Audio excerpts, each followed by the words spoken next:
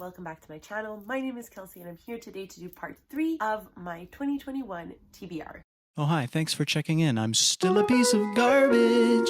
If you have not seen the first 2 in this series, I will link, I guess, a playlist up above if I can make it. And that's where I go over the, you can't see it, but essentially the TBR cart along with the classic books I want to read in 2021 and the nonfiction I want to read in 2021. In this video, we'll go over the oldest books I own on my TBR. So some of these I bought in 2018, some of these I bought in 2019, but essentially they're the oldest ones I have, and I would like to prioritize them come the new year. So the first book I have on this list is Lifelike by J. Kristoff. I bought this as soon as it came out, I'm pretty sure, and I never read it. Lifelike follows a girl named Eve. Eve is having a really tough day. The robot that she has been wanting to make has been going up in smoke. She's not able to fix it. She's on the local gangsters most wanted list. Then Eve runs into a handsome lifelike named Ezekiel. Lifelikes were created looking and resembling a lot like humans. Ezekiel, Eve, and Eve's best friend Lemon Fresh will work together to go on an adventure to discover whether or not Eve's entire life has been a lie. So I really enjoy J. Kristoff. I really love the Illuminae series from him that he wrote with Amy Kaufman, and I really enjoyed his Nevernight series. That was one of my favorite series that I read. I think I gave each of them like 4 to 5 stars. It was really good. So I was really looking forward to reading this, but I think because I'm so like hyped for it, I always ended up putting it off. So I will be making amends with this year. Then another book on my pile of shame, my friend Simon is going to be so mad at me, but I haven't read Leviathan Wakes by James S.A. Corey yet. I'm sorry. I know that this is a really well-beloved series. There's a show out for it, and I know a lot of people really enjoy the series. So in this world, from what I understand, humanity has conquered space travel within our solar system, and the main character in this book named Jim Holden is a miner on Saturn, and him and his crew end up finding something that they really wish they didn't. This something that they find is something people are like willing to kill for, and the story goes off from there. I think it's like 9 or 10 books, so really looking forward to diving into this really expansive world and maybe watching the show when I'm like relatively well into the series. Then a YA book that really interested me when it came out. This is Jane Unlimited by Kristen Clashore. This story follows a girl named Jane who has lived pretty much a mediocre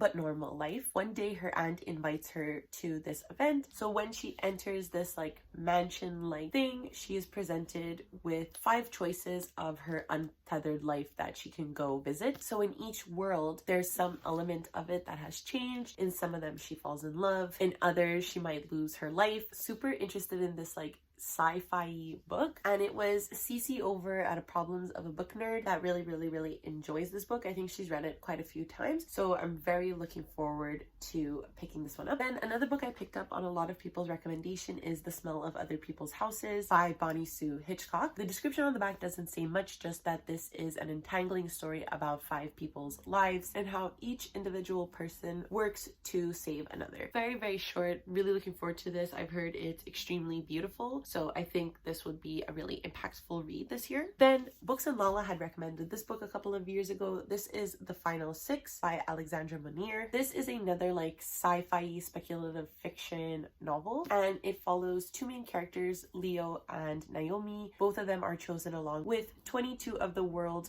brightest teenagers to attend an international space camp, a space training camp. Overnight they become these like global celebrities because they are kind of in competition to win 1 out of 6 spots to travel to Jupiter's moon Europa and establish a new colony of humans, thus leaving Earth forever. So I'm pretty sure Books and Lala really enjoyed this book, so I'm very looking forward to picking this up. I love sci-fi, as you can tell. And then this series is really having a like resurgence on BookTube right now because the last book in this series came out in December, I believe. I only read An Ember in the Ashes last year, so I need to pick up, this is the 2nd installment, Torch Against the Night by Sabaa Tahir. I forgot to mention that. So this series follows 2 main characters. One of them is named Laia, and Laia is a slave hired at a castle in order to spy and therefore help the rebellion find her brother who is missing. And then Elias is a promised soldier within this mega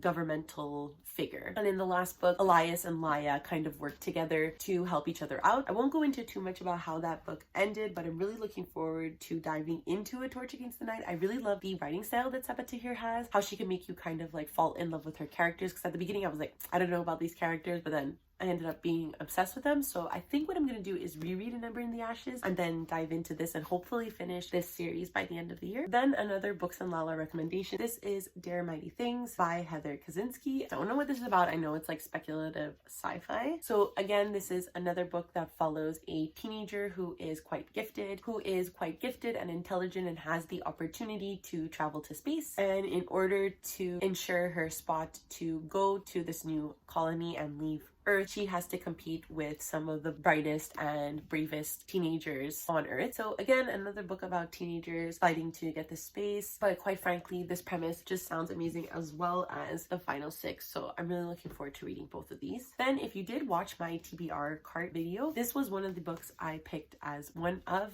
the, if not the oldest book on my TBR. So this is Out of the Blue by Sophie Cameron. From what I understand, this follows a girl named Jaya, where a couple of days after her mother passes, these winged beings start falling from the sky, and none of these beings have made it to Earth alive. When they land, they are already dead, except one day Jaya comes across a being who is in fact alive, and she has to make the decision of whether to call the authorities or nurse this being back to health. This has to do with like angels, I believe. Really short, probably going to be a quick read for me, and I'm very looking forward to reading this because the premise sounds really interesting. And then lastly, another Books and Lala book. I mean, aren't we all obsessed with her? This is Midnight at the Electric by Jodi Lynn Anderson. I've heard of this author before, but I've never read anything by her. This book follows 3 timelines. One is in 2065 Kansas. So again, I think we can tell what Books and Lala likes, but Adri has secured a slot as a colonist, so she is one of the few lucky people who are handpicked to live on Mars. Then it goes back in time to 1934 Oklahoma, where a young girl named Catherine is fantasizing about this immortality concept that was promised by a professor at a traveling circus show. Then we go another element back in time to 1919 in England, in the recovery of the First World War. Something I also love in books, like I love speculative fiction, I love sci-fi obviously, but I also love books that have multiple timelines because I love watching all these timelines connect, and I think that if an author can do it, it is done brilliantly, and it is so captivating and an interesting read. So this is probably one that I'm super looking forward to reading. It's quite short, and I feel like